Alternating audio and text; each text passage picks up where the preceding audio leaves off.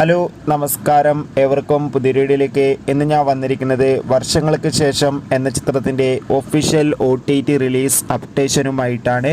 വീഡിയോയിലേക്ക് മുൻപ് video like ചെയ്യുക, ചാനൽ സബ്സ്ക്രൈബ് ചെയ്യാൻ വേണ്ടി ശ്രമിക്കുക.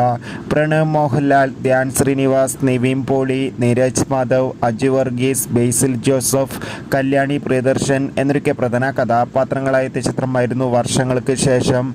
ചിത്രത്തിന് ഒരു മികച്ച വിജയം തന്നെ സ്വന്തമാക്കാൻ വേണ്ടി സാധിച്ചിട്ടുണ്ടായിരുന്നു. അതുകൊണ്ട് തന്നെ ഏവരുമേറെ ആകാംക്ഷയോടെയായിരുന്നു ചിത്രത്തിൻ്റെ OTT റിലീസിനായി കാത്തിരുന്നത്.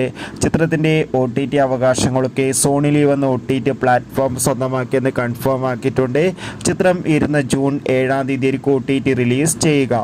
എന്തായാലും കാത്തിരിക്കാം. നമുക്ക് വർഷങ്ങൾക്ക് ശേഷം എന്ന ചിത്രത്തിൻ്റെ OTT റിലീസിനായി ചിത്രം കണ്ടവരുടെ അഭിപ്രായം കമൻറ്റ് ചെയ്യുക. ഈ വരുന്ന മെയ് ജൂൺ മാസം മറ്റു ചിത്രങ്ങളുടെ വീഡിയോ ചാനൽ പരിശോധിച്ചാൽ നിങ്ങൾക്ക് കാണാൻ വേണ്ടി സാധിക്കും. അതൊക്കെ ഒന്ന് കാണുക. Bye bye.